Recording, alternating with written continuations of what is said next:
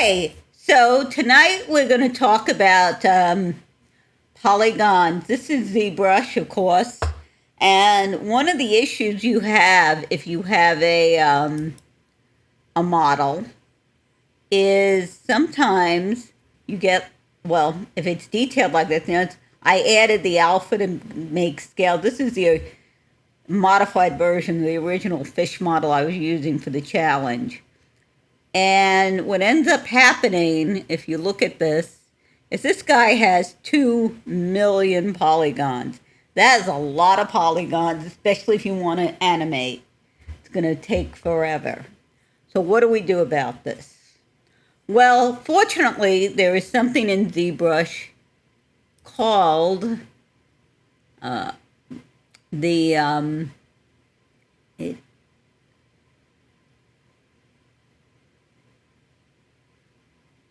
there's something in Zbrush called the Decimation Master. So let's have a look at that. And I'll go back. And you can see its job is to get rid of your polygon, to reduce the number of polygons without reducing the detail. Now, you can do some of that in terms of remeshing, where if you freeze the levels and then you go to, in geometry, Dynamesh, you could improve the topology. That is for improving the topology when you got kind of a messed up topology because you've been modeling and sculpting and doing all this stuff. But this is a different thing. This is to reduce your polygons. So how do we use it? Well, the first thing we're going to do, there's only one tool in here if you look at subtools. So if you have a multiple, you'd have to, of course, select your tool. But the first thing, what percentage of decimation? This is at 20. And we'll keep it at that. You can, if it's 100, then you're not going to get any. 30K points. So the first thing you have to do is you have to pre-process. So I click on pre-process all. And you see it's analyzing the mesh up here. It is doing its thing. It takes a little bit. And going across.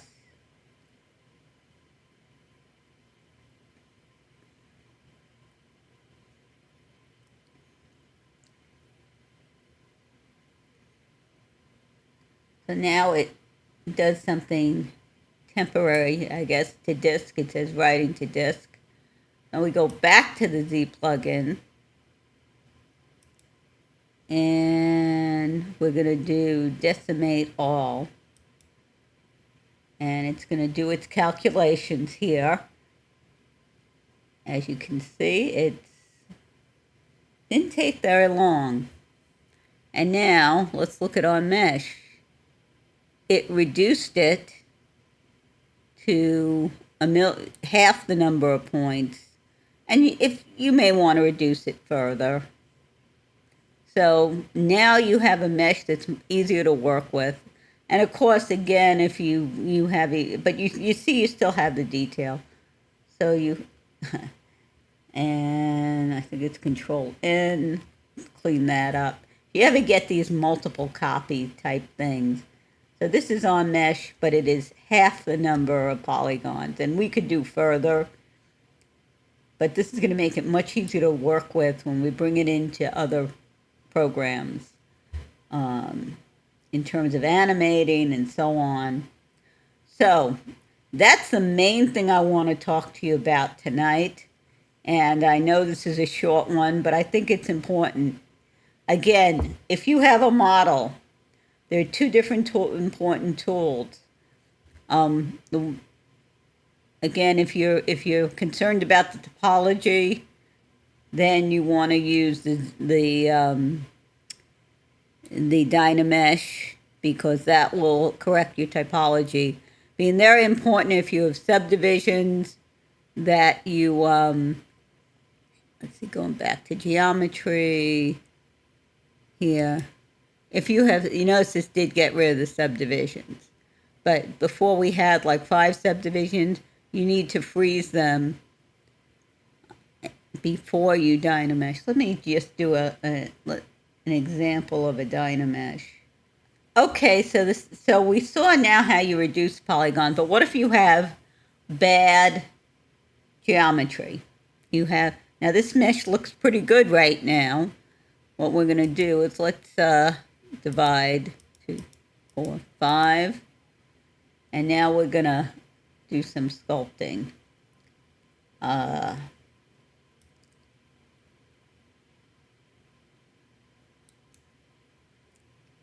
And why don't we make it a little smaller?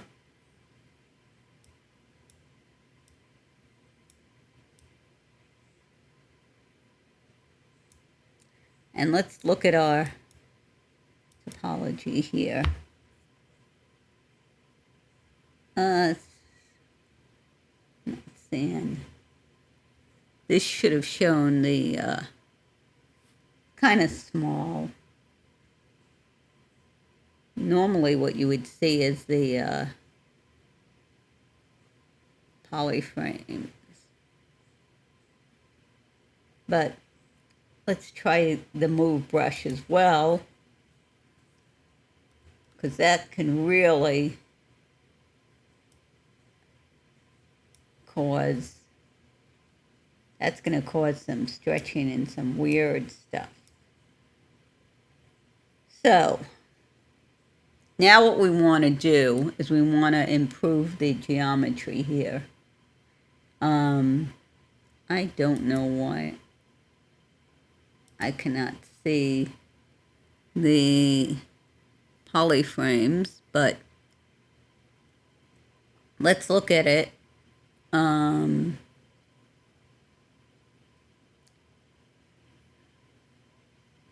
Subtool. So we got some you're going to have some craziness going on here.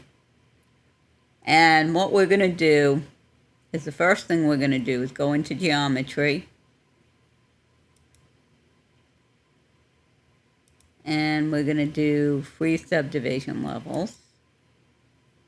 And you can see, it brings it down. You can see and you notice all the detail was lost. So now we're going to go into Dynamesh. And we're going to bring this resolution down to 32, let's say. And we're going to Dynamesh it. And it's going to take a little bit. Wait until,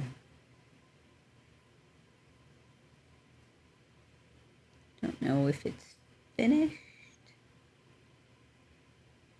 And now let's unfreeze the subdivision level. So it's going to do that once it's, see, remapping high details.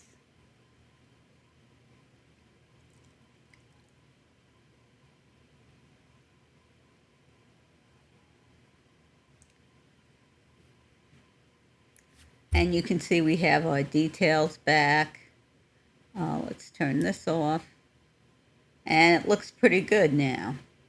This will be a lot nicer thing for sculpting and so on. Now we haven't really reduced the polygons here, but again, we've seen how we do that.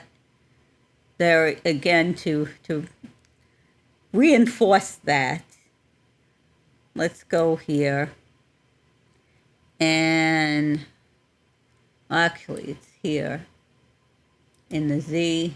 We're going to do the Decimation Master, and we're going to do preprocessed current. So you can see it's working here.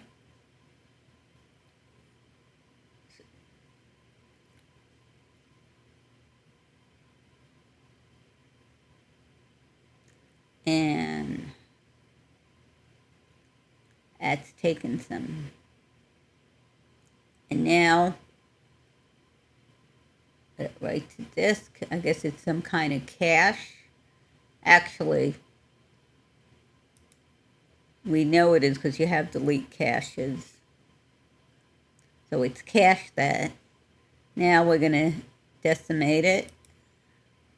And you can see the number of polygons has gone down quite a bit. So, to summarize, there are two tools you can use to get your meshes in shape. The first one is if you have distortion because you've been doing a lot of sculpting. You use Dynamesh, and again, if you've been doing subdivisions, you want to freeze those because otherwise you're going to lose your detail and you won't be able to get it back. I mean, I guess you can, one thing about Zbrush is very good with, going backwards in steps with the Control Z. The second thing is when you want to bring it into something else and you want to reduce the number of polygons, this Decimation Master is really helpful because that makes it much easier for you to handle it, for it to be handled in Cinema or wherever else you're putting it. So hopefully this has been helpful, and I will speak to you next time. Take care.